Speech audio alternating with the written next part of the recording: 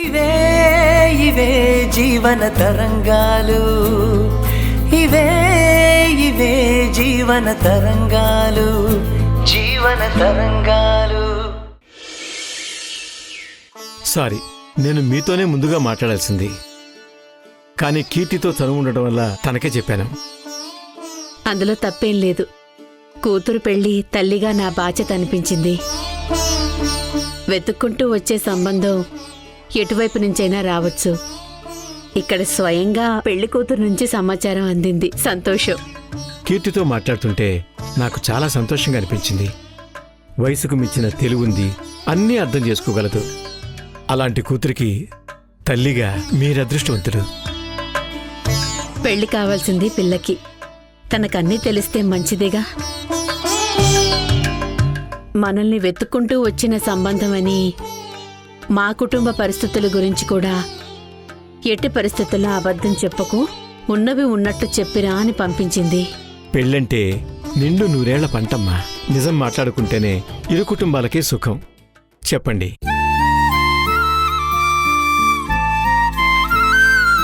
నా భర్తకి ఉద్యోగం లేదు, ఇంటి బాధ్యతలు పట్టించుకోరు. భార్య పిల్లలు మంచి చెడు అని ఏ పట్టింపు ఉండదు. అలాంటి తండ్రి కాబట్టే ఆయన నీడ కూడా నా పిల్లలపై పడకుండా పద్ధతిగా పెంచాను. సరే అండి. ఇక స్తోమత గురించి చెప్పాలంటే మధ్యతరగతి వాళ్ళం, మరీ గ్రాండ్గా చేయలేము.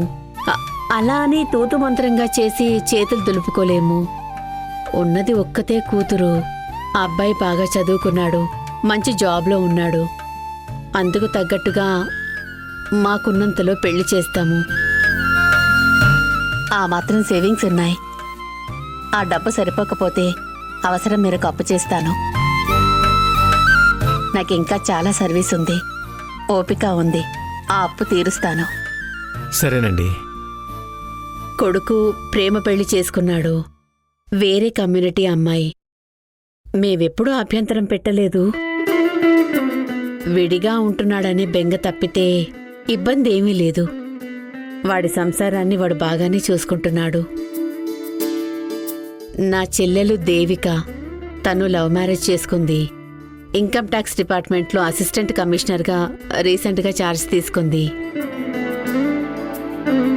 తప్పనిసరి అయితే ఒకరికొకరు అండగా ఉంటాం, లేదంటే ఎవరి బ్రతుకు వాళ్లదే. మమ్మల్ని అలా పెంచింది మా అమ్మ, ఎవరిపై డిపెండ్ కావద్దని. అందుకే మా అమ్మ ఇప్పటికీ వంట పనులు చేసి డబ్బులు సంపాదిస్తుంది. అది ఎవరికైనా తక్కువ అనిపిస్తే అనిపించొచ్చు, కానీ అదేం తప్పుడు పని కాదు కదా. అంతే, అదే నేను చెప్పాలనుకుంది. మరి మా అబ్బాయి గురించి మీరేం అడగలేదు? కీర్తి చెప్పింది. రానివ్వండి, చూసిన తర్వాత మాట్లాడుకోవచ్చు. నేను చెప్పాల్సిన విషయాలు కొన్ని ఉన్నాయి. చెప్పండి. ఏంటో? నన్నే అంతా ఆర్గనైజ్ చేయమన్నాడు. 3 నెలల్లో పెళ్లి చేసుకుని వెళ్ళిపోతానని చెప్పాడు. ఇంకొన్ని సంబంధాలు కూడా చూస్తున్నాను. అయితే మీ అమ్మాయిని ఎప్పుడు ఎక్కడ చూడాలని అబ్బాయి అడిగాడు. కీర్తి చెప్పిన విషయాలన్నీ అబ్బాయికి చెప్పారా? చెప్పానండి. కీర్తితో మాట్లాడాక మా మేనలుడిగా వాడు చెప్పిన బాధ్యత నెరవేర్చిన తృప్తి నాకు కలిగిందని చెప్పాను. అందుకే తను ఇలా మాట్లాడాడు. మీరు చెప్పింది వింటే నాకు సంతోషంగానే ఉంది. ఇక చూసుకోవడం అంటే ఆనవాయితీ ప్రకారం నడుచుకోవడమే. ఈ పెళ్లి జరిగితే నా కూతురు మంచి ఇంటికి వెళ్తుంది. అదంతా కీర్తి అదృష్టం. మీరు భలేవారే. మంచి తోడు దొరికితే మా అల్లుడు కూడా అదృష్టవంతుడే కదా. సమయానికి ఇంట్లో మా ఆవిడ కూడా లేదు. టిఫిన్ కూడా ఆఫర్ చేయలేకపోతున్నాను. తను ఏదో కమ్యూనిటీ మీటింగ్కి వెళ్ళింది. పర్వాలేదండి, గతికితే అతకదు అంటారు కదా, అంతా మన మంచికే. నాకు పిల్లలు లేరండి. తన ముందే ఈ విషయం మాట్లాడితే తనకు పిల్లలుంటే ఇప్పుడు పెళ్ళిళ్ళకి వచ్చేవాళ్ళనుకుని బాధపడుతుంది. అందుకే తనకి చెప్పలేదు. మీరు మళ్ళీ కలిసినప్పుడు కూడా నాతో మాట్లాడిన విషయం తనకి చెప్పకండి. అలాగేనండి. నాదొక చిన్న రిక్వెస్ట్. ఇప్పటి వరకు నేను నా ఇంటి విషయాలు బయట వాళ్ల ముందు నోరు విప్పిలా చెప్పుకుంది లేదు. పొరుగు వాళ్లకు చెప్తే నోటితో ఓదార్చి నొసటితో ఎక్కిరిస్తారు. అందుకే కడుపులోనే మా బాధలు దాచుకున్నాం. ఆ దేవుడితోనే చెప్పుకున్నాం ఇంతకాలం. కానీ మీరిప్పుడు ఆ దేవుళ్లాంటి మనిషి అన్న నమ్మకం కుదిరాక మీతో చెప్పాను. దయచేసి ఇవన్నీ ఎవరికి చెప్పొద్దండి. ఇక నేను వెళ్తాను. సరే. ఉంటానండి.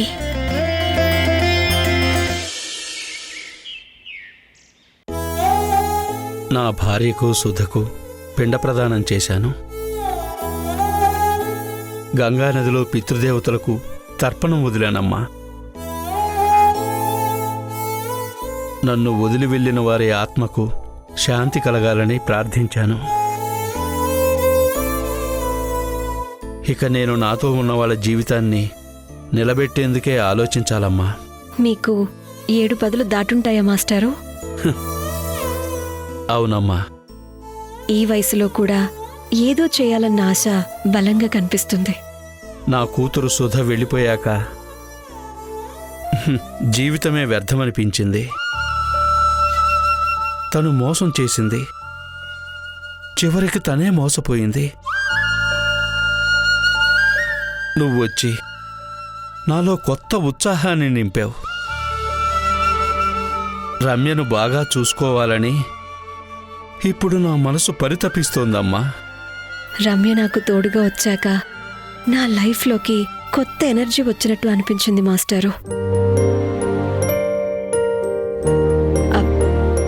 ఆయన్ని కలిసారా మాస్టారు? కలిశానమ్మా. ఏమన్నారు?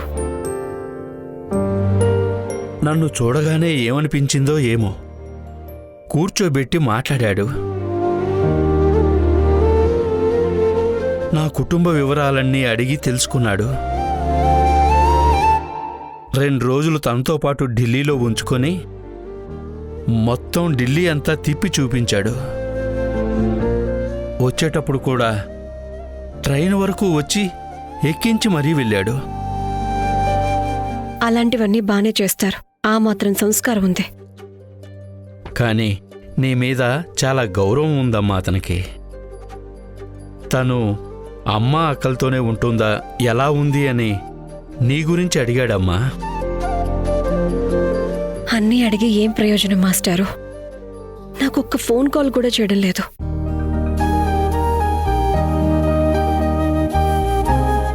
ఇద్దరూ మొండిగా ఉన్నారమ్మా.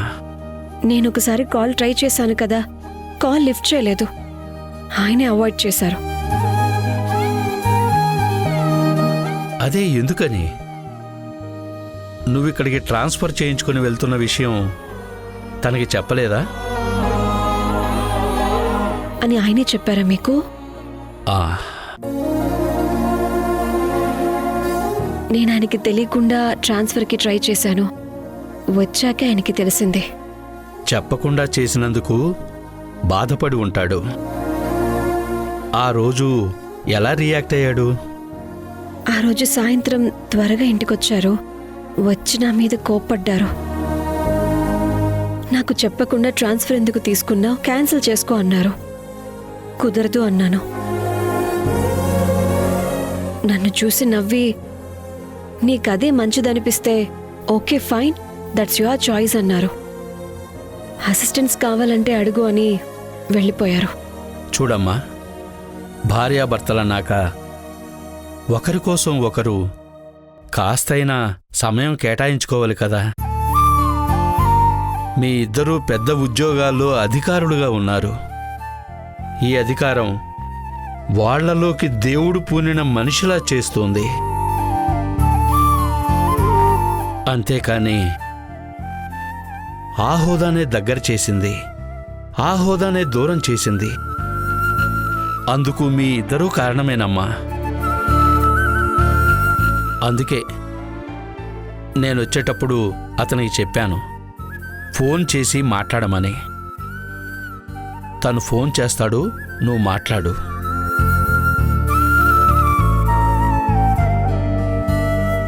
ఒక్క విషయమమ్మా, నాకెందుకో అతని పద్ధతి చూస్తుంటే పోతే పోనీలే అని వదిలేసే మనిషిలా అనిపించట్లేదమ్మా. వదులుకోడు కానీ అలా అని కలిసుండాలంటే ఆయనకి లొంగుండాలి. తను తన లైఫ్ స్టైల్ని మార్చుకోవడం లేదు. నువ్వు అతను కలిసుంటే నీలో నీతి నిజాయితీ ఆయన ఏ రోజుకైనా ప్రభావితం చేయకపోతుందా? ఖచ్చితంగా చేస్తుంది. నువ్వు అతన్ని వదిలి రావాల్సింది కాదమ్మా. చాలా కాలం ఎదురు చూశాను మాస్టారు. మార్పు కూడా వెంటనే రావాలని అనుకోలేదు. కనీసం ఆయనలో మార్పు వచ్చే అవకాశాలు ఎక్కడా కనిపించలేదు. అందుకే వచ్చేశాను. భార్యాభర్తలన్నాక తగ్గడం, ఓటమి గురించి ఆలోచించడం పక్కకు పెట్టి గెలుపు కోసం ఇద్దరూ అడుగులు వేయాలి. నా మాట వినమ్మా. నీ మొండితనం వదిలే, నీ జీవితం బాగుపడుతుంది.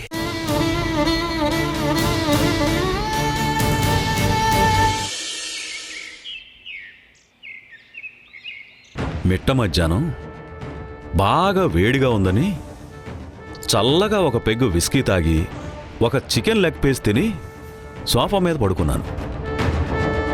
మంచి ఏసీ గాలి చల్లగా వేస్తుంది. ఆదిశేషుడి మీద నారాయణుడు పడుకుంటాడు కదా, అలా కునుకు తీస్తుంటే గడిచిందో లేదో అంతలో ఆ అసిస్టెంట్ కమిషనర్ దేవిక రైట్ చేసినట్టు కల. ఉలిక్కిపడి లేచానయ్యా. సత్యం భార్య పేరున సైట్ రిజిస్ట్రేషన్ చేయించినా ఏం ప్రయోజనం లేకుండా పోయిందయ్యా. అవును, మీకు సైట్ పోయింది, కానీ ప్రాబ్లం సాల్వ్ కాలేదు. సైట్ విషయం తెలిసాక దేవిక సత్యానికి వార్నింగ్ ఇచ్చి పక్కన పెట్టిందన్నారు కదా. అదంతా ఆ దేవికాడిన నాటకం. ఆమె మనకంటే చాలా అడ్వాన్స్గా ఆలోచిస్తుంది.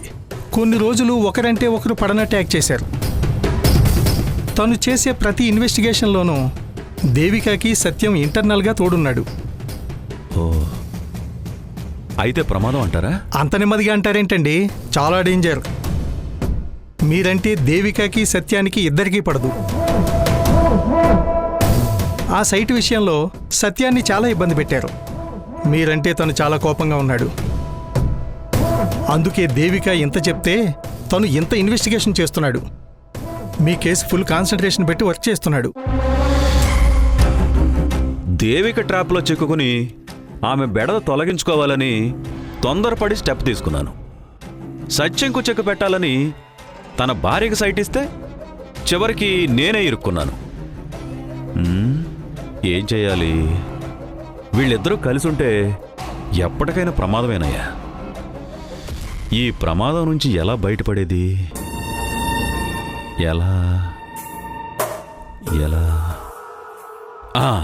ఓ పని చేయవయ్యా. నువ్వు శ్రీనివాస్ దగ్గరికి వెళ్ళి, ఆ నీలకంఠం అంత మంచివాడు కాదు, తన స్వార్థం కోసం నీ అల్లుణ్ణి ఇరికించాలని సైట్ నీ కూతురు పేరు మీద రిజిస్ట్రేషన్ చేయించాడు. దానివల్ల ఇద్దరూ దూరం అవుతారనుకున్నాం. కానీ అది తెలుసుకున్న అసిస్టెంట్ కమిషనరు సత్యం ఇద్దరూ ఇంతకు ముందు కంటే బాగా క్లోజ్ అయిపోయారు. ఒకరికొకరు చట్టాపట్టాలేసుకుని తిరుగుతున్నారు అని చెప్పు. కానీ దేవిక మేడం అలాంటిది కాదు. ఆమె గురించి చెడుగా మాట్లాడితే ఎవరూ రిసీవ్ చేసుకోరు. తను వర్కహాలిక్. ఆర్గానిక్ ఏం కాదు. సరే, నువ్వు చెప్పినట్టే ఆ దేవికి నిప్పు, ఈ సత్యం వెన్నపూస అనుకుందాం. ఈ వెన్నపూస ఆ నిప్పు అన్యోన్యంగా డ్యూటీ చేస్తే అగ్నికి ఆజ్యం పోసినట్టు బగబగా మండుతుంటే ఆ మంటల్లో కాలి బూడిదైపోయేది ఎవరో? నేను. కానీ ఎవరు నమ్మినా నమ్మకపోయినా వాళ్ళిద్దరి మధ్య లేని ఒక పుకారు క్రియేట్ చేసి వదిలితే ఫ్యాను గిరగిరా గిరగిరా తిరిగినట్టు గింగరాలు కొడుతూనే ఉంటుంది. స్విచ్ ఆఫ్ చేస్తే ఫ్యాన్ ఆగిపోతుందేమో గాని మనం వదిలిన చెడ్డ వార్త చక్కర్లు కొట్టడం ఆగదు. వర్కౌట్ అవుతుందంటారా? అవుతుంది. కాని పాపం సత్యం భార్య నిండు చూలాలయ్యా. ఈ మాటలు తన చెవిని పడితే అసలు తట్టుకుంటుందో లేదో. సరే, నువ్వు ఆ శ్రీనివాస్ దగ్గరికి వెళ్ళి ఈ మ్యాటర్ బాగా బుర్రకెక్కేలా చెప్పిరా. అప్పుడు సత్యం ఇంట్లో గొడవలు స్టార్ట్ అయితే ఇక ఆఫీసులో పని మీద కాన్సంట్రేషన్ చేయలేడు. సత్యం వద, ధర్మం చెర అంటే ఇదేనేమో.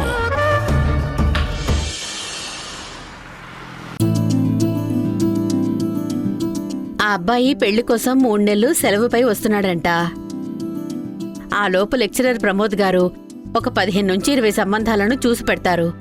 వాటిని షార్ట్ లిస్ట్ చేశాక అందులో ఒక్కో వారం ఒక్కో అమ్మాయి ఇంటికి పెళ్లి చూపులకు వెళ్లి ఆ తర్వాత ఫైనల్ చేసుకుంటారు. నచ్చితే పెళ్లి చేసుకుని వెంటనే అమెరికాకి తుర్రుమంటాడంట. అమ్మాయిని సెలెక్ట్ చేసుకోవడానికి పోటీ పరీక్ష పెడుతున్నట్టుంది దేవిక.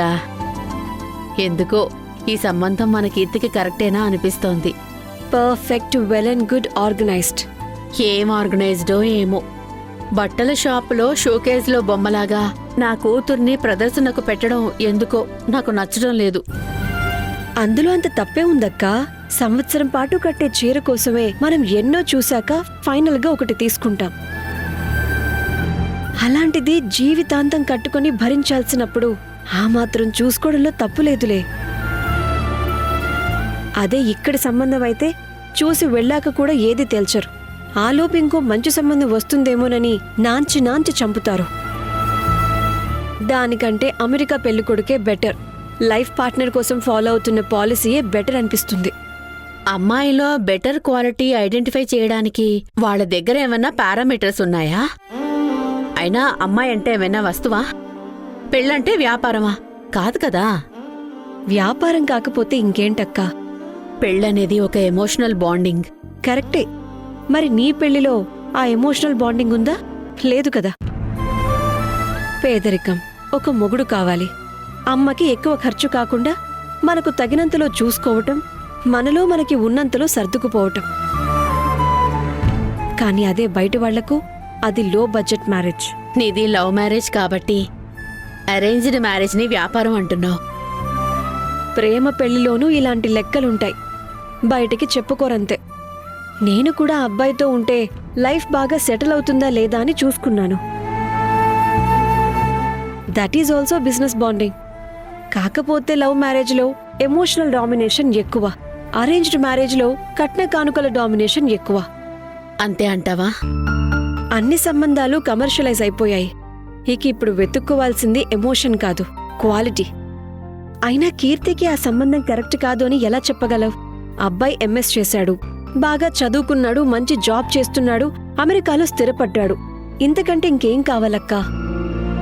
అచ్చరి ఆల్రెడీ 10 నుండి 12 మంది అమ్మాయిల్ని చూశాడు.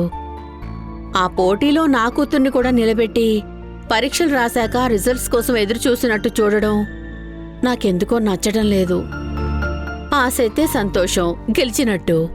ఫెయిల్ అయితే ఓడిపోయినట్టు. కీర్తి కూడా నాలాగే ఎవరినైనా చూసుకొనుంటే ఈ ఇబ్బంది తప్పేదేమో కదా? నాకు అలాగే అనిపిస్తోంది. ఈ టెన్షన్ ఉండేదే కాదు కదా. మరి నన్ను తిట్టావు, నా లవ్ మ్యారేజ్ని సపోర్ట్ ఎందుకు చేయలేదు? అమ్మతో పాటు నేను కూడా అలా మాట్లాడాల్సి వచ్చింది. కీర్తి నీ కూతురు కదా, అప్పుడు ఫైనల్ డెసిషన్ నీదే కదా. అప్పుడు ఒప్పుకునేదానివా కీర్తి లవ్ మ్యారేజ్ చేసుకుంటే? ఉమ్, ఏంటి హూ? నేను చూస్తున్నాను కదా.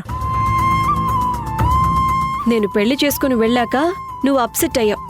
అమ్మ పెళ్లి చేసి పంపించటం అదే మీ జన్మ హక్కు, దాన్ని నేను మీ నుంచి లాక్కున్నాను అని నా మీద ద్వేషం పెంచుకున్నారు. ఇప్పుడు వెనక్కి వచ్చాను. ఇప్పటికైనా అక్కున చేర్చుకున్నారా అంటే అది లేదు. నువ్విష్టపడి పెళ్లి చేసుకున్నావు, నువ్వే అనుభవించాలి అంటున్నారు. అలా అని అమ్మంది. కానీ అమ్మే తన చేతుల మీదుగా నా పెళ్లి చేసింది. ఏమైంది ఇప్పుడు? నరకం కనిపిస్తోంది. భరించలేనప్పుడు అమ్మ మీద కోప్పడ్డం తప్ప మళ్ళీ నాకు నేనే నా తలరాత అని సర్ది చెప్పుకుంటున్నాను. అదే నీ పెళ్లి విషయంలో నువ్వే నిర్ణయం తీసుకున్నావు. నేను విధిరాత అని సరిచెప్పుకుంటున్నాను. ఏం చేస్తాం? పెళ్లి చెడిపోతే అది అరేంజ్డ్ మ్యారేజ్ అయినా లవ్ మ్యారేజ్ అయినా ఎడబాటు తప్పదు. అందుకే కీర్తి పెళ్లి విషయంలో అన్నీ ఆచితూచి అడుగు వేయాలి. ఏం చేయాలి నేను అని కీర్తి నన్ను అడుగుతోంది. ఏం చెప్పాలో ఏంటో. అబ్బాయిని రానివ్వు, దాన్ని చూడనివ్వు, అప్పుడొక నిర్ణయానికి రావచ్చు.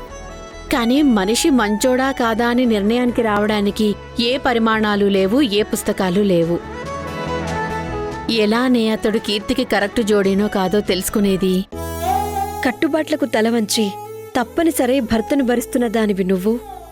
నా వల్ల కాదని భర్తకు దూరంగా వచ్చిన నేను, మనిద్దరం కలిసి కీర్తి పెళ్లి గురించి మాట్లాడుకుంటున్నాం. మనం పెళ్లికి కళంకం తీసుకురాలేదు కదా. పెళ్లి వల్లే మన జీవితాలు కళావిహీనమైపోయాయి. దానికి తప్పు మనదా? ముమ్మాటికి కాదక్కా. కాని కలకాలం కలిసుండాలంటే మాత్రం భార్యాభర్తల బంధం ఒకరిపై ఒకరు ఆధారపడేలా, అర్థం చేసుకునేలా ఉండాలి. అప్పుడే ఆ బంధం నిలబడుతుంది. అది ఎలా ఉండాలంటే, చిన్నప్పుడు మాస్టారు ఓ కథ చెప్పారు. గుడ్డివాడు కుంటివారు ఇద్దరు దారి వెతుకుతున్నారు. వాళ్ళిద్దరూ గమ్యం చేరుకోవాలంటే కళ్ళు లేని గుడ్డివాని భుజాలపై కాళ్ళు లేని కుంటివాడు కూర్చొని దారి చూపించాలి. అప్పుడు ఇద్దరూ చేరాల్సిన గమ్యానికి ఈజీగా చేరుకుంటారు. లేదంటే గుడ్డివాడు కుంటివాని వాని భుజాలపై కూర్చుంటాను అంటే ఎక్కడి వాళ్ళు అక్కడే ఉండిపోతారని చెప్పారు. జీవితం నరకం అవుతుందని చెప్పారు. అయితే భార్యాభర్తలు కలిసి ఉండాలంటే ఫిజికల్గా ఇలాంటి సిట్యువేషన్ ఉండాలి అని కాదు నా ఉద్దేశ్యం. మెంటల్గా వాళ్ళు ఆలోచించే విధానం, ఒకరికి ప్లానింగ్ ఉంటే ఇంకొకరికి ఇంప్లిమెంట్ చేసే నాలెడ్జ్ ఉండాలి. అది సిట్యువేషన్ని బట్టి ఎవరు ఇనిషియేట్ తీసుకోవాలి అనే క్లారిటీ ఉండాలి. అప్పటికీ సంసార జీవితం సంతృప్తికరంగా ఉంటుంది అని గ్యారంటీగా చెప్పలేం. కానీ అమ్మాయి అబ్బాయి ప్రతిదీ అర్థం చేసుకోగలగాలి. అప్పుడే బంధం నిలబడుతుంది. ఆ అబ్బాయిని రానివ్వు. కీర్తికి నచ్చితే అప్పుడు చూద్దాం.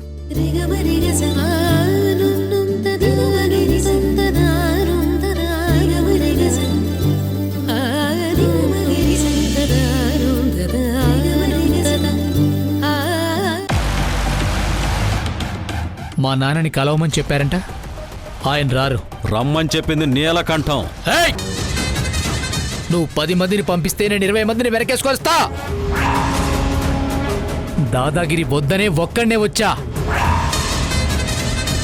నీ రుబాబు మా దగ్గరొద్దు.